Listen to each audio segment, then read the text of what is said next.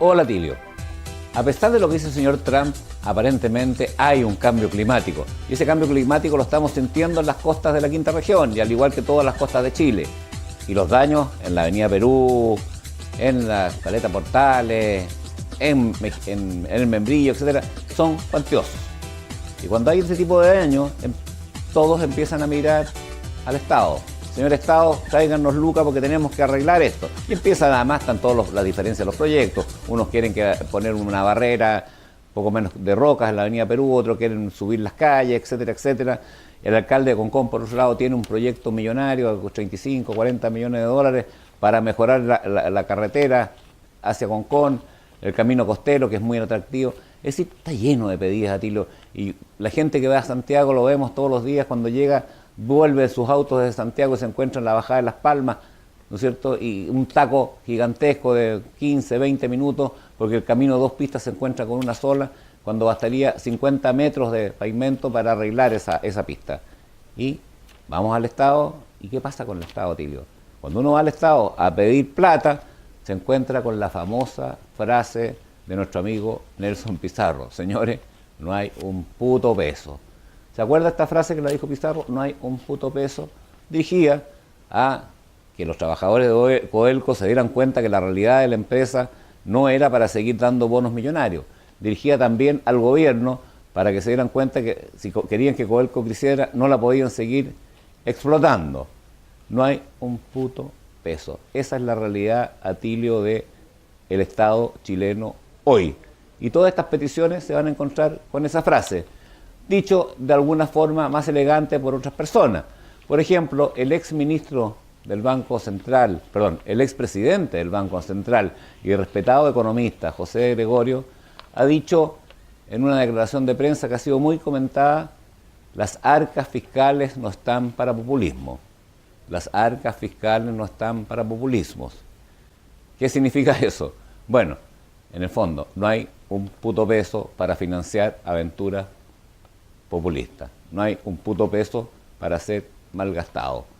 Interesante porque proviene de un reconocido economista, yo diría de centro izquierda, no es un economista contrario al gobierno, es un economista pro ideas de izquierda, de modo que sus frases tienen un valor técnico que están reflejando lo que pasa en la economía del país.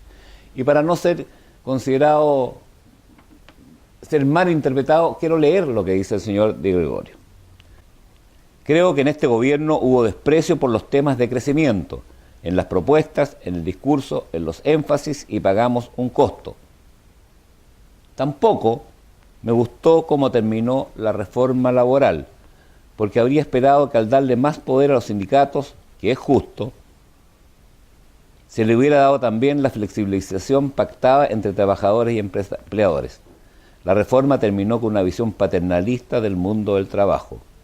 El gobierno, la coalición y al final la dinámica política impidieron un acuerdo.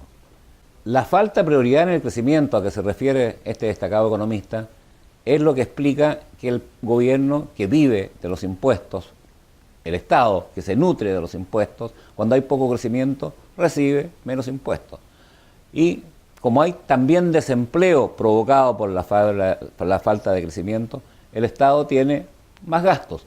Y esa es una de las razones por las cuales las arcas están vacías, la falta de crecimiento. Conversemos un poquito sobre el empleo, Atilio, sobre el desempleo, mejor dicho. Fíjate que el año, cuando crecíamos entre el 4 y el 5%, entre los años 2010 a 2014, se crearon 1 millón de empleos. 1 millón de chilenos obtuvieron empleo.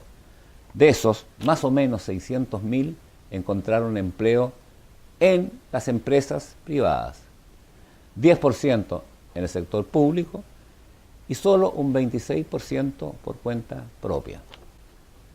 Se perdió la prioridad en el crecimiento y llegamos al periodo 2014-2017, son 3 años, un poquito menos, pero se crearon 300.000 empleos. ¿Cuál es el drama, Tilio? Que el 60%, se dio vuelta la cifra, el 60% son empleos por cuenta propia y 28% por cuenta de las empresas privadas. Absolutamente dada vuelta a las cifras. O sea, hoy día el empleo por cuenta propia sostiene de alguna manera la cifra de desempleo del 7%. Si no fuera este empleo de cuenta propia, la verdad es que el desempleo podría alcanzar cifras del 10-12%. ¿Y por qué es tan importante señalar esto del empleo de cuenta propia? Muy sencillo, Atilio.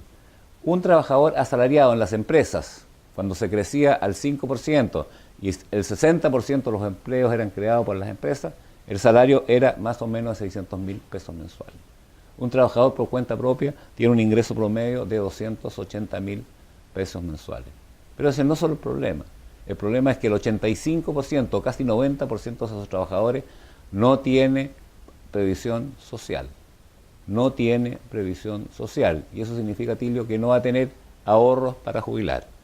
Y significa entonces que los vamos a tener que financiar la jubilación el resto de los chilenos. Nuevamente, un golpe a las arcas fiscales ya escasas. ¿Qué hacemos en esta situación, Atilio? La verdad es que yo diría la situación en dos. Primero, la obligación de los políticos, de los gobernantes, es volver a las políticas de crecimiento. Y no se trata de tener políticas de crecimiento, se trata de darle prioridad a esas películas, hacerlas carne.